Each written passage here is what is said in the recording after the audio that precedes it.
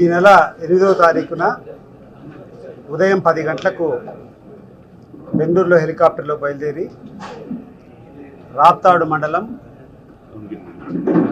రామగిరి మండలం చెన్నై కొత్తపల్లి కదా మనం రామగిరి మండలం దిగేది ల్యాండ్ అయ్యేది చెన్నై కొత్తపల్లిలో హెలిప్యాడ్ వస్తుంది. ఆ హెలిప్యాడ్ దగ్గర దిగి అక్కడ నుంచి రామగిరి మండలంలోని పాపిరెడ్డిపల్లి ఆ గ్రామానికి పోయి లింగమయ్య గారు ఇటీవల తెలుగుదేశం పార్టీ చేసినటువంటి దౌర్జన్యకాండలో మృతి చెందినటువంటి లింగమయ్య గారి కుటుంబాన్ని జగన్మోహన్ రెడ్డి గారు పరామర్శిస్తారు.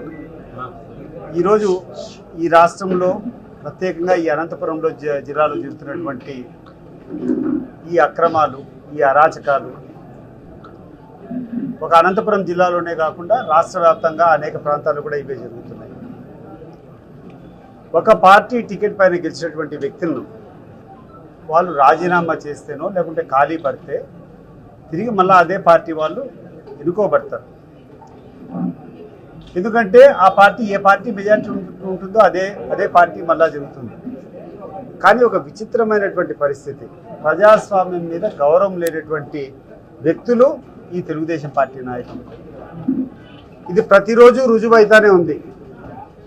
49కి 45 కార్పొరేటర్లు తిరుపతిలో వైఎస్ఆర్ కాంగ్రెస్ పార్టీ గెలిస్తే తెలుగుదేశం పార్టీ వాళ్ళ తరపున మున్సిపల్ వైస్ చైర్మన్ ఎన్నుకునేటువంటి సాంప్రదాయాన్ని వాళ్ళు వచ్చారంటే ప్రజాస్వామ్యం మీద ఎంత విలువ ఉందో వాళ్ళకు ఒకసారి అర్థమవుతా ఉంది.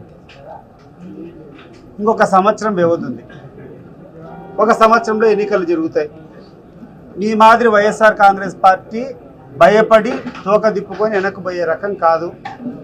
ప్రతి ఒక్క స్థానిక సంస్థ ఎన్నికల్లో కూడా పోటీ చేస్తాం, వీలైతే గెలుచుకోండి.